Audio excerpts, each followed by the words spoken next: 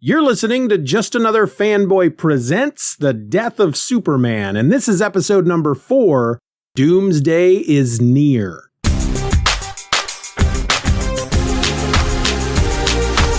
Hello and welcome to Just Another Fanboy Presents The Death of Superman. I'm your host, my name is Steven, and we didn't have an introduction this week, folks, but if you want to submit an introduction that we can use as a cold opening for a future episode, all you got to do is record yourself answering this question.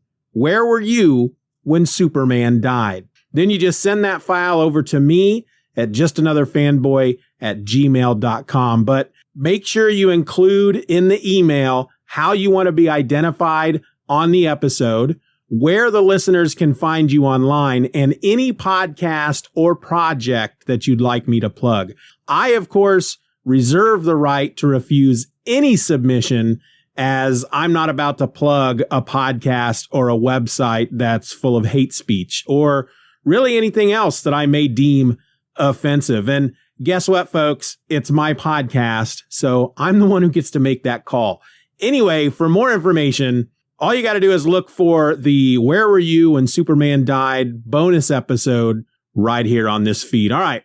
Today we have entered week 4 of the Death of Superman, the big epic crossover event. And that means we're looking at Action Comics number 684. This issue hit the stands this week, 30 years ago on November 3rd, 1992.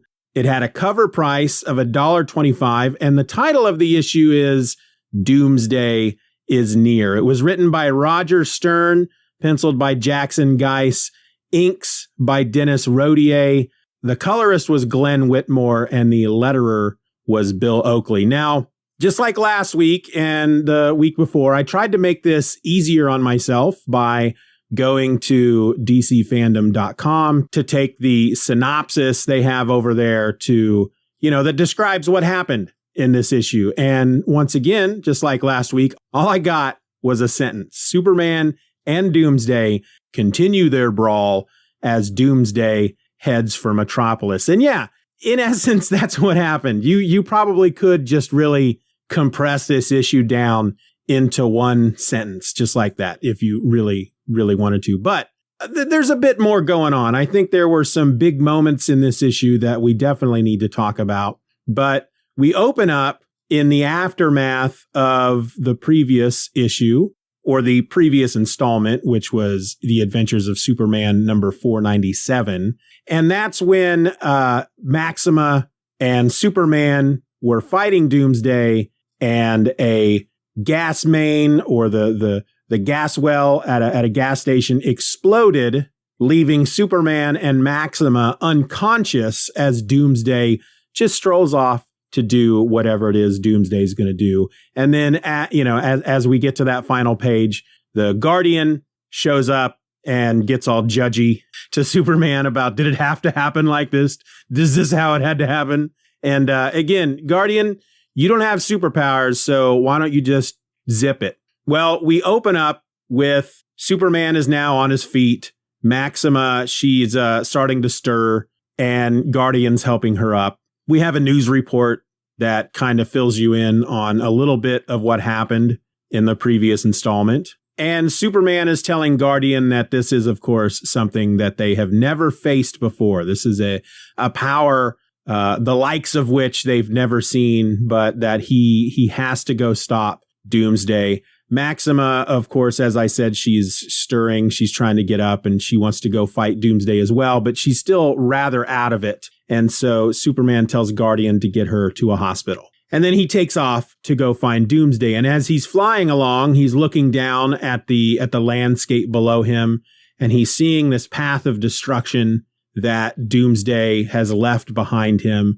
And he compares it to the path of a tornado. And if you've ever been anywhere after a tornado hit, it is quite the path. It does leave. It's just this weird literal path of destruction. It's a very weird, odd thing to witness if you've never seen it before. We had one pass by a couple of years back, and it practically followed to a certain extent the route almost that it takes for me to get from my house to my parents' house 40 minutes away. And it's just it was a weird thing to drive along next to and see just all the destruction that it left behind. It was a very weird thing. So I think it's an apt description here. And I want to really quick go ahead and comment on the art. As I'm looking at this panel of Superman flying over the landscape below and seeing the path of destruction, I wanted to say that I do remember when I was reading this event back in the day when it was coming out, that the creative team on this issue, Jackson, Guice, and Denis Rodier, the art team I wasn't a big fan of back then. And you have to remember, of course, this is the time when guys like Todd McFarlane and Jim Lee and Rob Liefeld and Eric Larson, they all had made a very big name for themselves. Image Comics had launched by this point. And so compared to those books, this artwork seemed at the time, I'm going to turn my snoot up for a bit here, it looked rather pedestrian. However, now that I'm an adult, because I would have been in my, I would have been 20 by this point, but I was still a stupid kid. Looking at it now with a bit of maturity underneath me and many, many years of reading comics, I rather enjoy this art. It's sure, I guess, pedestrian. Well, that's not the word I'd use now. It's very, it's not flashy. I'll say that. But I also don't want to say that it gets the job done because that sounds like I'm dismissing it. It's rather good at the little things, I'll say. Superman, the main characters, the action that's going on in the foreground looks good. It looks like a comic book is supposed to look. It's all the stuff in the background that I had to just sit here at this, this last time here just recently. Not sure why I'm having a hard time spitting that out. But, when I just read this, just looking at a lot of these backgrounds, I was really quite mesmerized because there's just a lot going on. And this one panel, again, of Superman flying and seeing the path of destruction below him, it's just so well done. And you didn't see that a lot in Image Comics back then. You just didn't. And it's the kind of thing that I think really separates artists for me. There's books that you read because, they just look so gosh darn good that you can't help but read it. The story is all right, but gosh darn it, look how great Superman looks. This is one of these issues that not only is the story good, but the art is handled so well that everything about it is just fun to look at because there's just so much going on. And the destruction that they show throughout this again, I apologize. The destruction that they show throughout this issue is just so well done. And it's just one of those things that I didn't appreciate as much back in my 20s. And I can certainly appreciate it for what it is now. And I rather enjoy it. So again, as Superman is following along, trying to find Doomsday, it's not hard because, again, path of destruction. We see a bit of Doomsday destroying stuff, and he knocks down an overpass, and a car shooting down the highway toward this bit of rubble that used to be a bridge and overpass is coming toward Doomsday, and Doomsday just picks the car up and throws it into the air. Now, as this is happening, again, we're getting some narration or thoughts from Superman. He hasn't quite reached this point in Doomsday's path yet, but he is talking about the destruction that Doomsday has left behind and how, to him, Doomsday feels like a very single-minded entity, and that at one point he says there's no discernible patterns to his movements, and that he just seems to wander from place to place, attacking whatever catches his eye. Now, I wanted to pause here and talk about this moment where Doomsday throws this guy in his car into the air, because even at the time that I read this for the first time back in 92, this moment stood out for me because the guy driving the car goes through the series of emotions, both in his head and out loud. And I would like to offer you, the listener, something special today, and that is a dramatic reenactment of what is going through this guy's head as he encounters Doomsday and as his car is being thrown into the sky. Here we go. My God, the overpass has collapsed. What's coming out? No, can't stop in time. I'm gonna hit him. Huh? He? How did he? Oh my God, I don't believe this. I'm flying. This can't be happening. I must be dreaming. That's it. I've dozed off at the wheel. Gotta wake up before I have an accident. Wake up, Charlie. Wow, must be nearly a mile up. Everything looks so pretty from up here. So real. What is the matter with me? Wake up already. Feels like we're slowing down. Oh my God, this car's tipping backwards. This is no dream. I'm gonna die. And it is at this point that Superman catches the car as it is hurtling back down. And I just love that moment. I mean, it really consists of ultimately 3 panels. And for some reason that point in the story, this guy just cracked me up for some reason. But Superman saves him, and he asks the guy while he's flying along holding the car if he can tell him, if this guy can tell him, Superman, anything about what he has seen from Doomsday. And the guy mentions that it must have been Doomsday that collapsed the overpass, and Superman looks down. And again, to point out the artwork, we get this just wonderful looking panel through it's from Superman's point of view, looking down at the rubble of this overpass through his telescopic vision. And again, it's done so well. It's such a nice panel. And it just reminds me that whoever I was back then in 92, I don't really know that guy anymore, because I don't understand how I could have read this book, this issue back then, and how I just could have been so dismissive of the art. I mean, I get it. Again, you compare this stuff to Todd McFarlane and Rob Liefeld and Jim Lee, and it says something that, as in love as I was with the art from those 3 guys back then, and as dismissive as I was to this art back then, and how when it comes to guys like McFarlane and Lee and Liefeld, while I can still read their books and appreciate their art and enjoy it, it's not the love affair that it used to be back then, and how I can appreciate stuff like this a whole lot more. But back to the issue.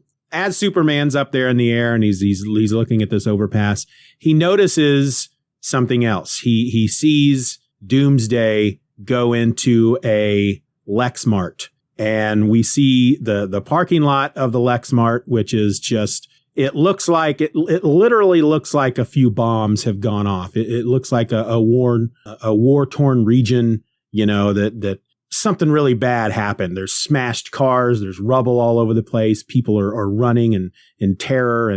And we get to a moment here that at the time when I read it, I found it incredibly ridiculous. And I find myself reading it today also feeling that it's incredibly ridiculous. Basically, Doomsday is inside this Lexmart, which is basically a Walmart, DC version of a Walmart. And as he's just walking through the store, destroying things, something distracts him. Something causes him to stop and turn and look. And it's a voice from a television. And it is a commercial for a wrestling match called War Bash 9000 that's happening at the Metropolis Arena.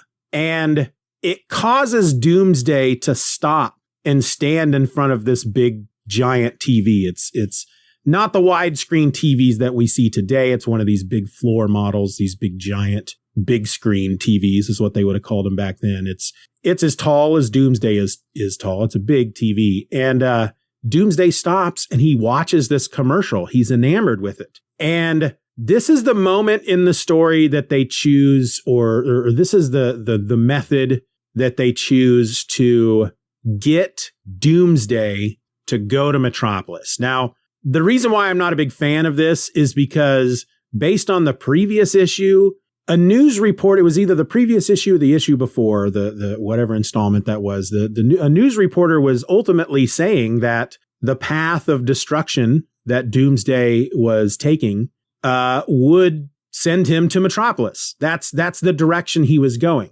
Now, Superman does make it clear in this issue that there is no pattern to where Doomsday seems to be going. He just seems to, if he sees something that he wants to destroy, that's what he's going to do.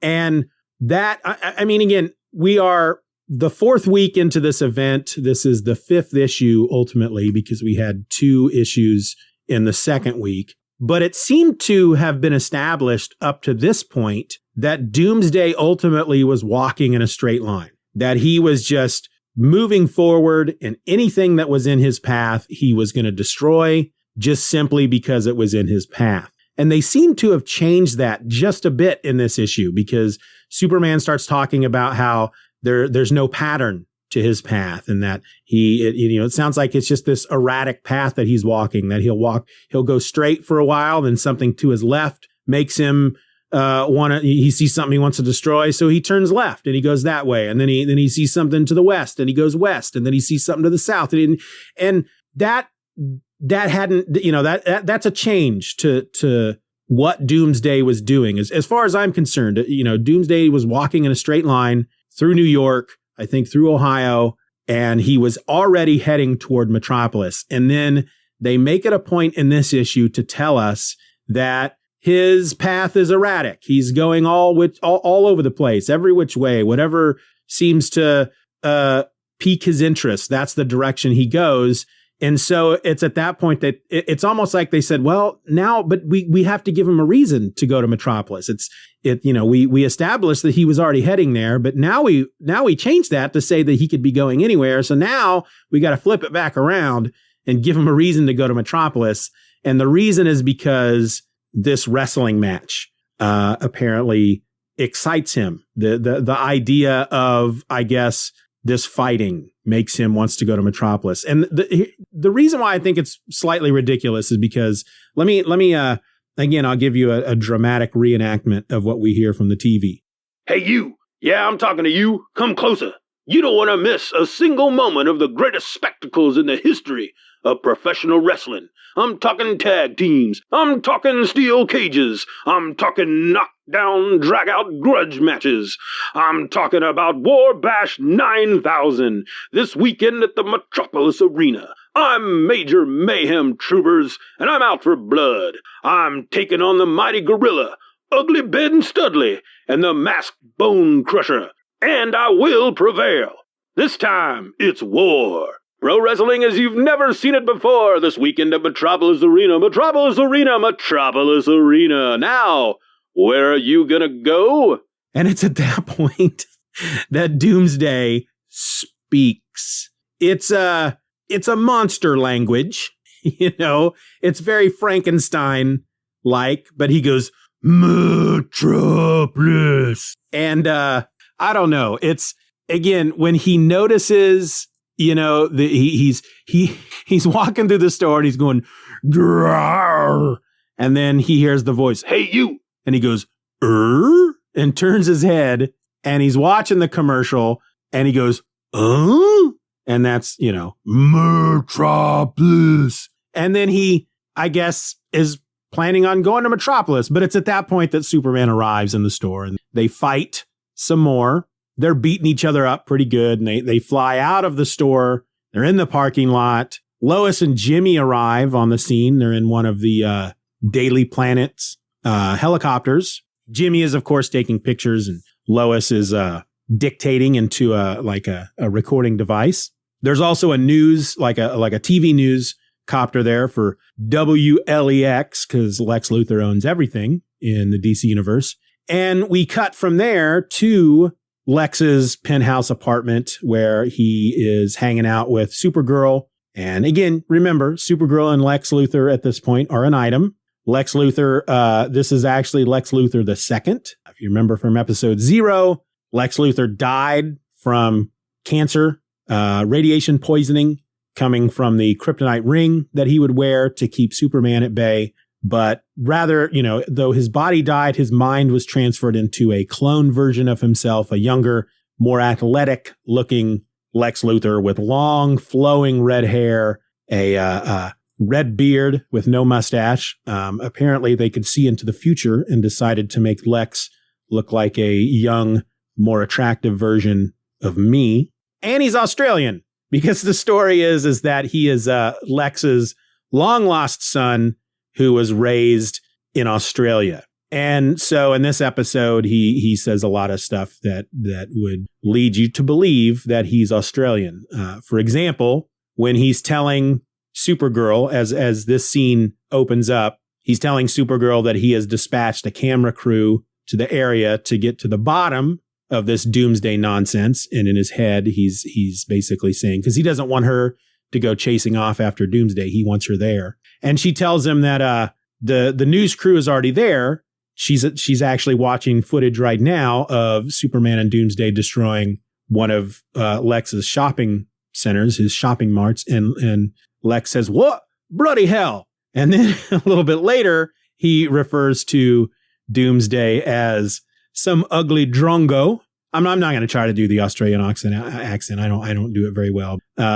Basically, we get a bit here where they're making it clear to us that Lex does not want Supergirl to go. For those of us who are reading the story, for example, and wondering, all right, so the Justice League was there and Doomsday took all of them out. Blue Beetle's in a coma, Booster Gold, Guy Gardner, they're almost just as bad. You know, why isn't anybody else helping? What about Supergirl? She's a big part of these books. This is to tell us again, to kind of hammer home why Supergirl's not there. So we go back to Superman and Doomsday fighting, and their fight takes them to a highway sign that says Metropolis 60 miles. Doomsday turns and looks at the sign. He's laughing, by the way, when Doomsday fights, he laughs a lot. And in fact, there's a number of times that they've mentioned so far that despite the number of hours into this fight that we are at this point, you know, because we are a couple of hours in at this point, you know, he is basically beaten his way out of some metal box underground. He has fought the Justice League and has taken them out. He's been fighting Superman for a couple of hours. And in the meantime, he's been destroying all kinds of stuff. He seems to be, well, he's not slowing down. And in fact, he seems to be getting more and more energetic. It seems to be empowering him almost. And the more he fights, the happier he seems to get. And so as they're fighting and he's laughing, ha ha, his head turns and he sees the sign for Metropolis. He goes, and he actually goes, ha ha, huh? Metropolis, Warbash, which is monster speak, I guess, for Warbash. Superman, of course, notices this and he is thinking to himself, oh no, he remembers that stupid commercial. He's making a connection. 60 miles might as well be 60 paces to this monster. I can't let him get any closer. I can't.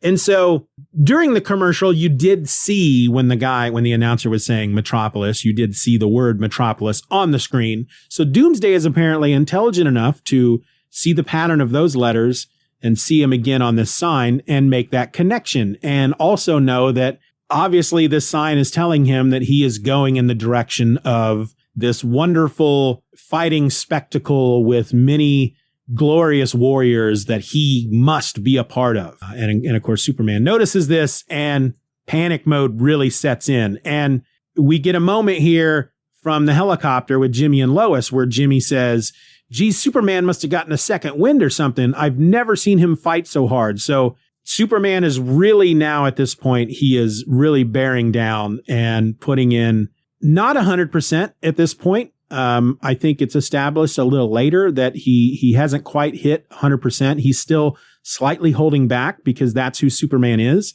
He's not out to kill. And so he always holds back to a certain extent because as powerful as Superman is, he always assumes that he is a little more powerful than even, you know, the most powerful individuals he goes up against. And he knows that if he really cuts loose, he could probably kill whoever he's going up against. And so while he has redoubled his efforts, he's not quite really opened up yet. He's really not, you know, he's still holding a little something back because of that. But he hammers on Doomsday for a while and then just pitches him off into the distance, away from Metropolis, and Doomsday goes sailing through the air, and he lands in a hilly area amongst some mountainous hills. And we learn that underneath those hills is the Cadmus Project. We've talked about them a little bit, and I'm sure we'll talk about Cadmus a lot more as we continue, because Cadmus is kind of a big part of Superman's world at this point and is kind of a big part of this storyline. But in essence, according to DCFandom.com, Project Cadmus is a genetic engineering project, and they are largely involved in cloning. And cloning becomes kind of a big part in this storyline as well. But again, I'm sure we'll talk about Cadmus more as we continue on with this story. But Cadmus is, of course, where Guardian came from. He's kind of the head of security for Cadmus. And there's a guy there called Westfield, old dude, who is very upset that Guardian's no longer there. They're deep underground, and the fighting that's going on above them, basically it's as if they assume that there's an earthquake going on. There's a couple of other guys there, and Westfield says, and one of them says that it's got to be an earthquake. Westfield says that that's impossible. This is one of the most geophysically stable regions on the continent. And he wonders, as he's upset that Guardian's not there, if the stories that he's been seeing on TV about this whole monster thing, which would be Doomsday, if that has anything to do with what's going on above them. We get back to Superman and Doomsday fighting. Doomsday is about to pull himself up. He's landed basically in these hills above Cadmus, and he's in a big crater surrounded by rocks that have fallen in on him, and he's starting to pull himself free as Superman shows up and just keeps laying it on. He does not want to give Doomsday a moment to catch his breath or to even think, and he's just wailing on him. I mean, they're just going at it at this point, and they end up in the middle of something on the surface that is part of Cadmus. It's called Habitat, and it's according to the editor's note here, it's a tree city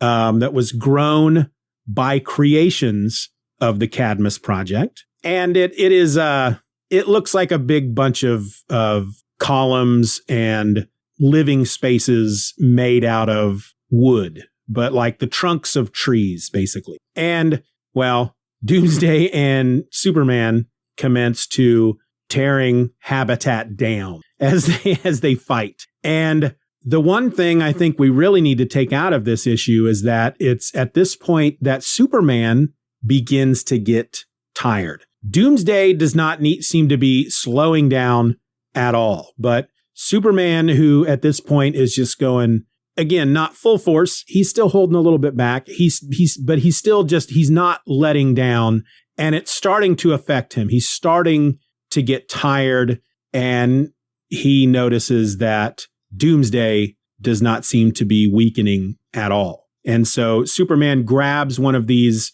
these support beams, these support columns from Habitat, which he says, even though they're organic, they're hard as tempered steel. And he slams it into Doomsday, and the entire Habitat then comes collapsing in on itself and on top of them. And it buries Doomsday. Superman's on top, and he's just kind of laying there trying to catch his breath. He's a bit dazed.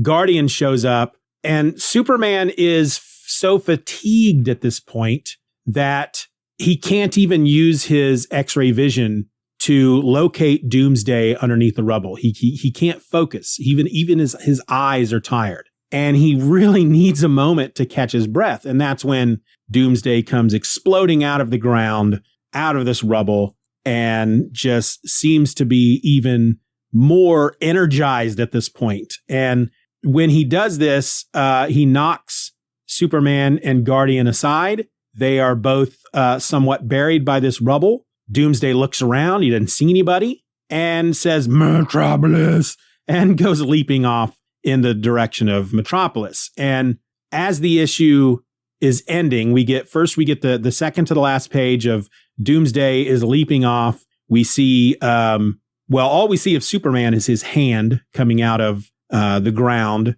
and a bit of torn cape. And we see Guardian next to him, who's also somewhat buried under the rubble. And Westfield is trying to get Guardian on the radio. Actually, no, I'm sorry.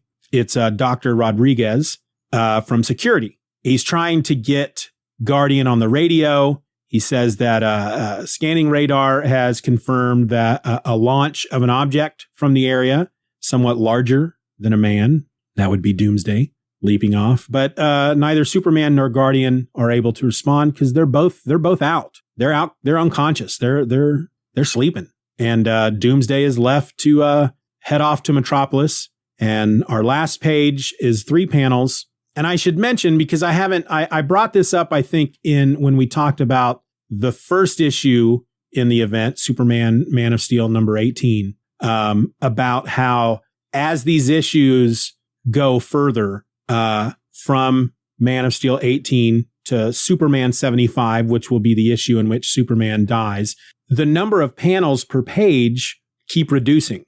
So, for example, in this issue that we're looking at this week, week number 4, 3 panels per page. That's all we got. And that means that our next issue that we'll talk about next week is only going to have 2 panels per page. And then we get to Superman 75, which is all splash pages. And that was designed on purpose. It's supposed to amp up the energy and make it a bit more epic and almost cinematic as the panels, get bigger and bigger and fewer each issue. But the final page in this issue is the 3 panels. The first one is showing another highway sign that says Metropolis, 50 miles. We get the voiceover of Dr. Rodriguez. Actually, good Lord, it's not Dr. Rodriguez. Looking back at it again, it's actually security. They couldn't get a hold of Guardian, so now whoever the security person is talking to Dr. Rodriguez.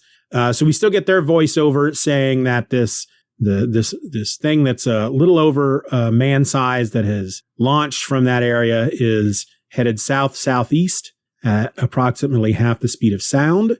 It's heading for Metropolis, and the person on the radio is asking to be patched through to Metropolis Civil Defense Command because those people need to be warned.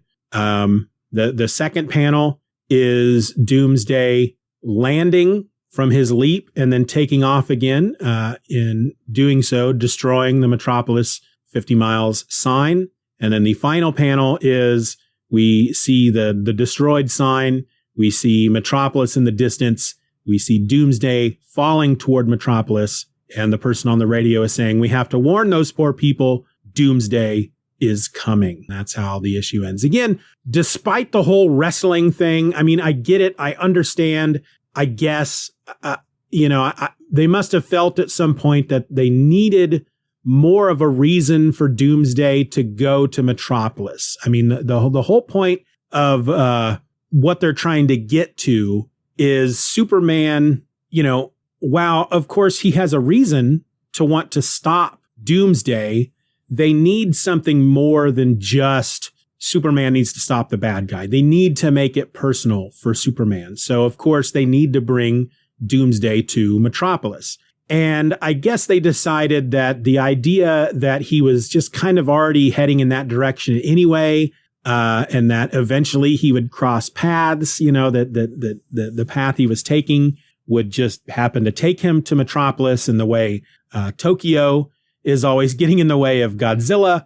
I guess they decided that just wasn't enough. They needed more of a concrete reason to almost force Doomsday to go to Metropolis, to be obsessed with going to Metropolis. And they took what in today's society, or society in 92, would be the equivalent of a gladiatorial games, which would be a wrestling match. Pro wrestling. It's loud, it's bombastic, it's colorful, it's explosive. I get it. There's just a bit of the ridiculousness sense to it to me that just kind of has me shaking my head and laughing.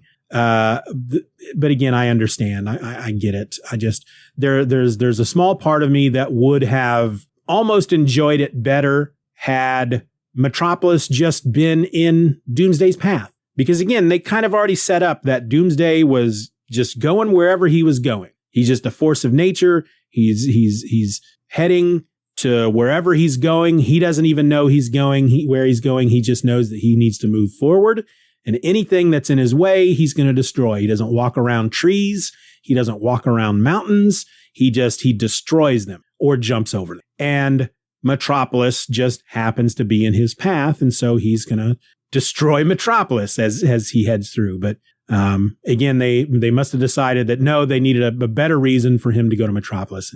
And I don't agree with that. I rather like the idea of just it being coincidence that Metropolis happened to be in his path. But you know what? Hindsight's 20/20, right? I wasn't on that writing team, so there's really not anything I can do about a story 30 years later, right? But while I joked in the beginning of this episode that DCFandom.com, whoever wrote the synopsis for this issue, just summed it up in one sentence: Superman and Doomsday continue their brawl as Doomsday heads for Metropolis. While yeah, that's true, this is a couple of big things happen in this book. Well, I mean, one big thing really, it's that we know that, of course, Doomsday's going to Metropolis. B, Superman does not want that to happen, and he has at least tried to stop Doomsday from going to Metropolis, and in doing so, he redoubled his efforts. He got even more vicious and went at Doomsday more than he had been doing previously. But the big thing that we pull out of this issue is that Superman's getting tired, and Doomsday is not. Superman is, as I said, so fatigued that he can't even focus his eyes enough to use his X-ray vision. And so, that's where, Superman at this point, he's unconscious and buried underneath the rubble of Habitat as Doomsday is leaping into Metropolis, the one place Superman did not want him to go. And there you have it. And that's how the issue ends. Really looking forward to getting into that next issue. And then recording my thoughts on it. But until then, let me go ahead and wrap this up and just tell everybody that I want to thank y'all for listening to today's episode of Just Another Fanboy Presents. If you want to drop me a line, ask me a question, provide a bit of feedback, or just tell me how many pennies you have in your pocket right now, you can email me at justanotherfanboy@gmail.com, or you can use the Just Another Fanboy voice line at 785-318-6673. And you can use that number to leave a voicemail or even send me a text. Just make sure that if you're sending me a text, let me know who you are. With an email, I got your email address and I might be able to deduce who you are. I mean, you should probably tell me who you are in an email, but it's more important in the text because all I got from the text is your number. So far, everybody who has texted me has been really good about letting me know who they are. So I appreciate it. You can also reach out to me on Twitter by using the handle @StephenOrElse, or join in on all the fun over at the message boards by going to forum.justanotherfanboy.com. And if you feel inclined to throw a little support my way, because, podcasting ain't free, you can join the Patreon for as little as $1 a month at patreon.com/StephenRor. And in return, I'm going to do my very best to get you podcast episodes just like this one before anybody else gets them. And of course, I mean anybody else but you and your fellow patrons. I also invite you to subscribe to the Steven Says Stuff newsletter. That's a free Substack where I'm going to send you every podcast episode I create each and every week right to your inbox the morning that episode is released. Beyond all that, I would certainly love it if you rated and reviewed this show, if, of course, that option is available wherever you get your podcasts. All of the links, the email address, and the phone number will, of course, be listed in your show notes. So join me back here next week for week 5 of The Death of Superman, where I'm going to be talking about Superman, the Man of Steel, issue number 19, where I assume Superman's going to keep on trying to stop Doomsday. Bye.